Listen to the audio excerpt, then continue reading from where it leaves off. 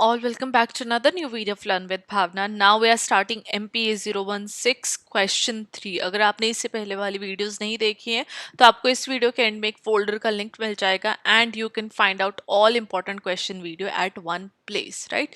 और अभी ऊपर आपको आई बटन में इंपॉर्टेंट टिप्स वीडियो का भी लिंक आ रहा होगा. अगर आपने वो वाली वीडियो भी नहीं देखी है तो प्लीज़ वो वाली वीडियो भी देखें, बिकॉज आपको आइडिया मिल जाएगा कि आपको कैसे आंसर राइटिंग करनी है in your exam. Now starting में तो क्वेश्चन हमें बात करनी है, हाईलाइट करना है politico administrative component of decentralisation. जब हम बात करते हैं डिसेंट्रलाइजेशन की तो वो अपने आप में एक ऐसा प्रोसेस है जो कि डिसीजन मेकिंग अथॉरिटी को रीडिस्ट्रीब्यूट करता है. अगर आपने फर्स्ट क्वेश्चन की वीडियो देखी होगी तो आपको आइडिया होगा कि व्हाट इज डिसेंट्रलाइजेशन, राइट. और रिसोर्सेज को सेंट्रल गवर्नमेंट से लोकल टू रीच या फिर रीजनल लेवल ऑफ गवर्नेंस पे रिसोर्सेज को रीडिस्ट्रीब्यूशन हमें देखने को मिलता है डिसेंट्रलाइजेशन के अंदर. अब जो भी पॉलिटिकल एडमिनिस्ट्रेटिव कंपोनेंट की हम बात करते हैं डिसेंट्रलाइजेशन के अंदर, तो वो फोकस करता है पॉलिटिकल एम्पावरमेंट का ऑफ द लोकल इंस्टीट्यूशन, जहाँ पे एडमिनिस्ट्रेटिव कैपेसिटी इम्प्लीमेंट की जाती है, पॉलिसीज को इफेक्टिवली इम्प्लीमेंटेशन हमें देखने को मिलता है. तो सोशोलॉजिकल पर्सपेक्टिव से कंपोनेंट बहुत ज़्यादा इंपॉर्टेंट हो जाता है ताकि इंक्लूसिव गवर्नेंस आए और एक इनक्वालिटीज को एड्रेस किया जाए, ताकि ग्रास रूट डेमोक्रेसी को का एक प्रमोशन या ग्रास रूट डेमोक्रेसी का इन्वॉल्वमेंट हमें ज़्यादा देखने को मिले within the centralisation of the government itself, right. तो हमारे जो फर्स्ट आ जाता है पॉलिटिकल डिसेंट्रलाइजेशन, तो वो ऐसा प्रोसेस है जहाँ पे जो डिसीजन मेकिंग पावर्स है वो इलेक्टेड लोकल गवर्नमेंट्स को भी दी जाती हैं, जहाँ पे सिटीजन्स है वो गवर्नमेंट प्रोसेसेस में पार्टिसिपेट कर सकें. तो जो एम्फोसाइज है यहाँ पे वो क्रिएट करने के ऊपर होता है डेमोक्रेटिक स्ट्रक्चर्स का ग्रास रूट लेवल पे, ताकि रिप्रेजेंटेशन, इंक्लूसिविटी और अकाउंटेबिलिटी का इंश्योरनेस हमें देखने को मिली at the grass root level itself. तो फर्स्ट हमारा आ जाएगा empowerment of the local bodies. अब जो पॉलिटिकल डिसेंट्रलाइजेशन है वो एस्टेब्लिश करते हैं इंस्टीट्यूशन जैसे कि म्यूनिसिपल काउंसिल्स हो गई, पंचायत हो गई या फिर रीजनल असेंबलीज हो गई, जो कि ग्रांट करता है उनको अथॉरिटी ताकि वो लेजिस्लेट कर सके और पॉलिसी डिसीजन मेकिंग में पार्टिसिपेट कर सके. ये एम्पावर करता है लोकल कम्युनिटीज़ को ताकि जो भी उनकी यूनिक नीड्स है उनको एड्रेस करके, उनकी प्रायोरिटीज़ को एड्रेस करके उस तरीके से जो रिसोर्स एलोकेशन है वो उनको मिल सके. एग्जाम्पल, जब हम इंडिया के अंदर पंचायत राज सिस्टम देखते हैं जो कि 73rd कॉन्स्टिट्यूशनल अमेंडमेंट पे इंट्रोड्यूस किया गया था, उसने रूरल लोकल गवर्नमेंट को बहुत ज़्यादा एम्पावर किया है और जो लोकल रिसोर्सेज हैं और जो इम्प्लीमेंटेशन डेवलपमेंट प्रोग्राम्स का वो भी लोकल एरियाज में ज़्यादा देखने को मिलता है. सेकेंड हमारा आ जाता है रिप्रेजेंटेशन ऑफ मार्जिनलाइज ग्रुप, जहाँ पे पॉलिटिकल डिसेंट्रलाइजेशन इंक्लूड करता है प्रोविजंस जो कि इंश्योर करता है historical representation of the disadvantage group, चाहे तो वो वुमेन हो, एथनिक माइनॉरिटीज या फिर लोअर कास्ट हो.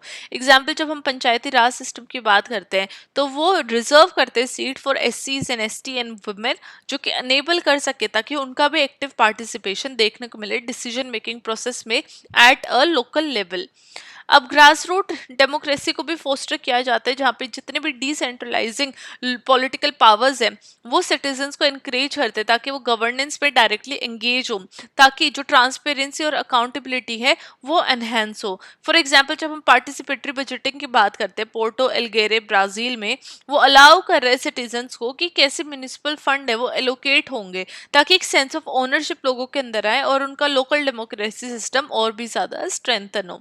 अब एडमिनिस्ट्रेटिव डिसेंट्रलाइजेशन क्या होता है, जहाँ पे जितनी भी डेलीगेटिंग इम्प्लीमेंटेशन होती है, ऑपरेशनल रिस्पॉन्सिबिलिटीज होती है, वो लोकल एडमिनिस्ट्रेटिव यूनिट्स को दी जाए. अब इससे क्या है, सर्विस डिलीवरी होती है एफिशिएंटली, डिसीजन मेकिंग क्विकर होता है और बेटर अलाइनमेंट होती है लोकल नीड्स की, राइट. अब डेलीगेशन ऑफ अथॉरिटी कैसे होता है, जितने भी लोकल एडमिनिस्ट्रेटिव यूनिट्स हैं, चाहे वो म्यूनिसिपल कॉरपोरेशन हो या डिस्ट्रिक्ट लेवल ऑफिसेज हो, उनको अथॉरिटी दी जाती है ताकि वो पॉलिसीज और रिसोर्स मैनेजमेंट सेल्फ से करे. अब इससे क्या है, ब्यूरोक्रेटिक डिलेज होनी कम हो जाती है, रिस्पॉन्सिवनेस एनहेंस हो जाती है. फॉर एग्जाम्पल, जब हम केन्या का डिवोल्यूशन देखते हैं to county government under the 2010 constitution, तो उसने सर्विस डिलीवरी इन एजुकेशन को बहुत ज़्यादा इम्प्रूव किया है, हेल्थ केयर और इंफ्रास्ट्रक्चर में भी एक इम्प्रूवमेंट देखने को मिली है. अब capacity building and resource allocation क्या है? अब जितनी भी एडमिनिस्ट्रेटिव डिसेंट्रलाइजेशन है वो अपनी लोकल यूनिट्स को इक्विप कर लेती हैं with necessary training, financial resources और इंस्टीट्यूशनल सपोर्ट के साथ, ताकि उनकी जितनी भी रिस्पॉन्सिबिलिटी है उनको इफेक्टिवली एंड एफिशिएंटली हैंडल किया जाए। फॉर एग्जाम्पल, जब हम फिलिप्स में डिसेंट्रलाइजेशन रिफॉर्म्स देखते हैं, उन्होंने लोकल गवर्नमेंट को बहुत ज़्यादा एनेबल कर दिया ताकि वो कम्युनिटी ड्रिवन डेवलपमेंट प्रोजेक्ट्स लाएं और सोशल सर्विसेज रूरल एरियाज़ के अंदर इम्प्रूव हो। वहीं पे लोकल सर्विस डिलीवरी का एक इम्प्रूव हमें देखने को मिला, इम्प्रूवमेंट देखने को मिले, जहाँ पे जितनी भी एडमिनिस्ट्रेटिव डिसेंट्रलाइजेशन है उन्होंने इंश्योर किया है कि जो डिसीजन है पब्लिक सर्विस, हेल्थ के लिए, एजुकेशन के लिए, सैनिटेशन के लिए, उनके लिए लोग क्लोजर आए और पीपल उनको यूज़ करे ताकि जितने भी डिसीजंस है वो और भी ज़्यादा बेटर हो। एग्जाम्पल, डिसेंट्रलाइज्ड हेल्थ केयर जितनी भी सर्विसेज हैं इंडोनेशिया में, उन्होंने मेडिकल फैसिलिटीज़ की जो एक्सेस है वो इम्प्रूव किया है रिमोट रीजन्स में, जहाँ पे जितने भी डिफरेंसेस हैं उनको रिड्यूस किया है हेल्थ केयर डिलीवरी में भी। अब क्या एक कोऑर्डिनेशन क्या देखने को मिलता है पॉलिटिकल और एडमिनिस्ट्रेटिव कंपोनेंट्स में? तो एक सक्सेस देखने को मिले डिसेंट्रलाइजेशन डिपेंड्स में, जहाँ पे इफेक्टिवली कोऑर्डिनेशन पॉलिटिकल, रिप्रेजेंटेटिव और एडमिनिस्ट्रेटिव ऑफिशियल्स का देखने को मिला है। अब ये जो सिनर्जी है इंश्योर करते हैं कि जितनी भी लोकल पॉलिसीज हैं वो रिफ्लेक्ट करे कम्युनिटी की नीड्स को, और उन नीड्स के लिए जितने भी रिसोर्सेज हैं वो प्रॉपरली एलोकेट हो और एफिशिएंट जो पॉलिसीज हैं वो इम्प्लीमेंटेशन हो within the local areas as well. अब जितने भी इलेक्टेड लीडर्स है और ब्यूरोक्रेसी है वो कहीं ना कहीं इलेक्टेड रिप्रेजेंटेटिव लेजिटिमेसी और पॉलिसीज इंश्योर कर रहे हैं ताकि सिटीजन्स के एस्पिरेशन के साथ अलाइन होके एडमिनिस्ट्रेटर टेक्निकल एक्सपर्टाइज कर सके for the effective implementation of the policies. For example, Kerala के इंडिया के अंदर एक क्लोज कोलैबोरेशन देखने को मिला है इलेक्टेड पंचायत लीडर्स में और लोकल ब्यूरोक्रेट्स में, जिसने की इंस्ट्रूमेंटल सक्सेस देखने को मिली है पीपल्स प्लानिंग कैंपेन में, जो कि फोकस करता है पार्टिसिपेटरी गवर्नेंस एंड डेवलपमेंट के ऊपर। वहीं पे एक सोशोलॉजिकल चैलेंजेस को एड्रेस करता हुआ देखा गया है, जहाँ पे जितने भी पॉलिटिको एडमिनिस्ट्रेटिव कंपोनेंट है डिसेंट्रलाइजेशन के, वो कहीं ना कहीं ब्रॉडर सोशोलॉजिकल इश्यूज को एड्रेस करते हैं, जहाँ पे इनक्वालिटीज रिड्यूस होती हुई दिखती है।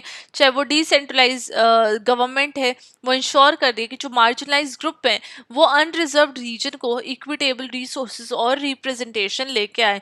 फॉर एग्जांपल, जब हम साउथ अफ्रीका के अंदर डिसेंट्रलाइजेशन पॉलिसीज की बात करते हैं तो वो अपने आप में क्रूशियल रोल उनका देखा गया है, जहाँ पे वो इकोनॉमिक और सोशल इनक्वालिटीज को एड्रेस करते हैं और इनहेरिटेड फ्रॉम अप्राहिड जो एक कंडीशन है पॉलिसीज की वो हमें देखने को मिलती है। लाइक मतलब इक्वालिटी, हर इंसान को इक्वली जो पॉलिसीज है, रिसोर्स एलोकेशन है, वो देखने को मिलती है।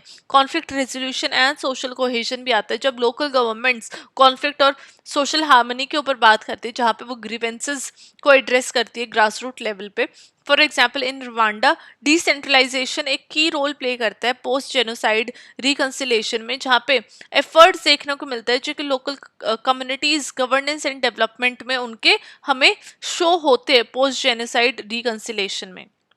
अब इससे रीजनल डेवलपमेंट भी प्रमोट होते हैं, बिकॉज डिसेंट्रलाइजेशन रीजनल डिस्पैरिटीज का जो गैप है उसको ब्रिज करता है, जहाँ पे वो रिसोर्सेज डायरेक्ट करता है डिसीजन मेकिंग अथॉरिटी को, और ताकि वो अंडर डेवलप्ड एरियाज के अंदर भी रिसोर्सेज इक्वली डिस्ट्रीब्यूट हो। एग्जाम्पल, मैक्सिको में डिसेंट्रलाइजेशन ने स्टेट्स को एम्पावर किया है जो कि फोकस कर रहे हैं लोकलाइज्ड इकोनॉमीज के ऊपर और इंफ्रास्ट्रक्चर डेवलपमेंट के ऊपर, जिसकी वजह से रीजनल ग्रोथ रेट्स हमें देखने को मिले हैं। रीजनल ग्रोथ रेट्स कहीं ना कहीं इम्प्रूव हुए हैं। अब लास्ट में हमारा कंक्लूजन आ जाएगा। कंक्लूजन में मैंने लिखा है कि जब हम पॉलिटिको एडमिनिस्ट्रेटिव कंपोनेंट देखते हैं डिसेंट्रलाइजेशन का, तो वो अपने आप में एक फंडामेंटल टूल है जो कि इंक्लूसिव, इक्विटेबल और एफिशिएंट गवर्नेंस सिस्टम क्रिएट कर रहा है। अब इन सबको कंबाइन करके पॉलिटिकल एम्पावरमेंट को एडमिनिस्ट्रेटिव एफिशिएंसी के साथ एक गवर्नेंस जो है वो पार्टिसिपेटरी देखी जाती है, ट्रांसपेरेंट और रिस्पॉन्सिव होती है लोकल नीड्स के साथ। अब सोशोलॉजिकली ये सब कंपोनेंट हेल्प करते हैं ताकि स्ट्रक्चरल इनइक्वालिटीज़ को एड्रेस किया जाए, ग्रास रूट डेमोक्रेसी लाई जाए और सोशल कोहेजन को स्ट्रेंथन किया जाए, जिसकी वजह से डिसेंट्रलाइजेशन एक कॉर्नर स्टोन बन चुका है अपने आप में with in the modern governance practices, right. तो ये हमारा आंसर था जहाँ पे हमने बात की पॉलिटो एडमिनिस्ट्रेटिव डिसेंट्रलाइजेशन के ऊपर। आई होप आप लोगों को आंसर समझ में आया होगा। अगर आप इससे भी अच्छा और कंटेंट चाहते हैं तो आप चैनल को सब्सक्राइब कर सकते हैं ताकि आपको और आने वाली बेहतर बेहतर वीडियोस मिल सके। And this was our question 3। Now I will see you very very soon with question 4, लेकिन उससे पहले आपको इंपॉर्टेंट टिप्स वाली वीडियो देखनी है। क्वेश्चन 1 से सारी वीडियोज आपको अपनी कंप्लीट करनी है। अगर आपने इंपॉर्टेंट टिप्स वाली वीडियो देखी तो आपको पता है कि आपको राइटिंग प्रैक्टिस भी बहुत ज़्यादा करनी है ताकि आप कोई भी क्वेश्चन मिस ना करो स्लो स्पीड की वजह से। And I will see you very very soon now with question 4। Till then study well, study hard, and all the very best for your exam.